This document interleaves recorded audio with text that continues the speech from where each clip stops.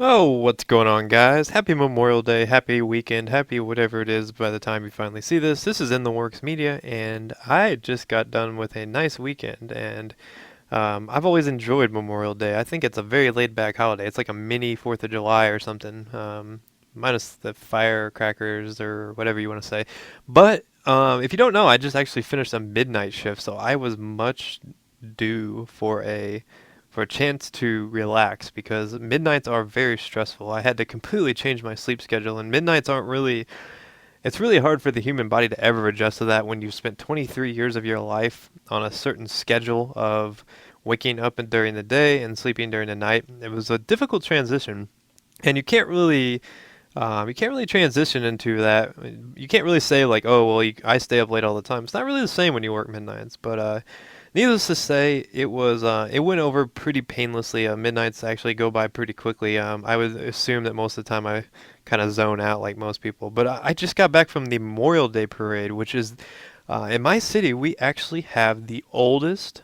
I think it's oldest parade in the United States. It's over 200 years consecutive running, and we own the title of the oldest running parade or something. If you Google it, you'll probably find out where I live, and you can stalk me and come to my house and probably bother me for the rest of my life if you're that kind of person. But yeah, it was a lot of fun. You can see these guys here riding around on like weird bikes. Those are the Shriner guys, and they're always there, and they ride like madmen.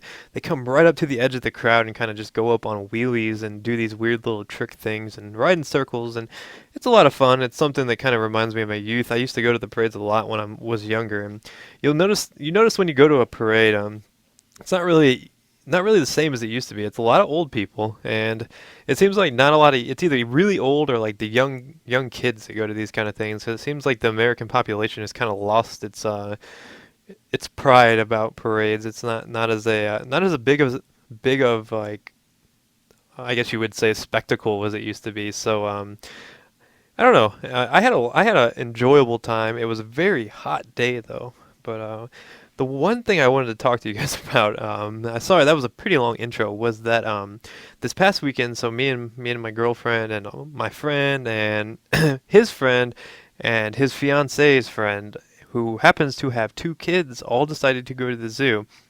And the zoo around here is really nice, and I was really excited about this whole thing. I mean, this happened a while back, but um, so we're getting ready to go to the zoo, and we get into the car, and we all decide that the mom with the two kids is going to drive. I'm like, all right, she'll be safe, got the kids, got to protect them. Not really worried about that. So we get in the car, and this lady is driving like a nut. She is absolutely crazy. She's swerving all over the road, coming up to the people, changing lanes at the speed of light. And this lady has had a history of like a pretty, I don't really know what you would say, a pretty sketchy history. She's been in and out of like rehab clinics, but that was back when she was like younger, closer to when she got out of high school. Not so much when she had kids. So I'm like, there's no way that we're gonna, I trust this lady with my life. I have to because I don't really have a choice. So we're going. This lady is just, oh my gosh, driving like a madman, and her two kids are in the back. And I'm like, why would you be driving like this with your kids in the back?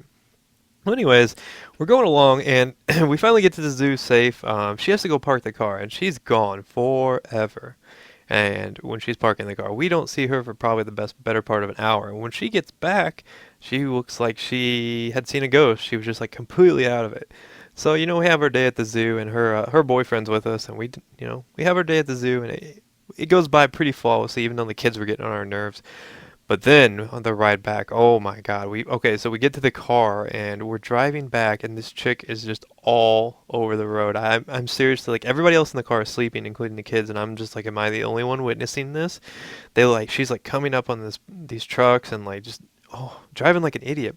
So she gets to this. We get to the point where this lady is like completely zoned out. I'm looking at her. I'm like, okay, we're going to die. This is going to be it right here. This is my last words. I'm not going to think anything else. So I wake my friend up. I'm like, dude, she looks completely out of it.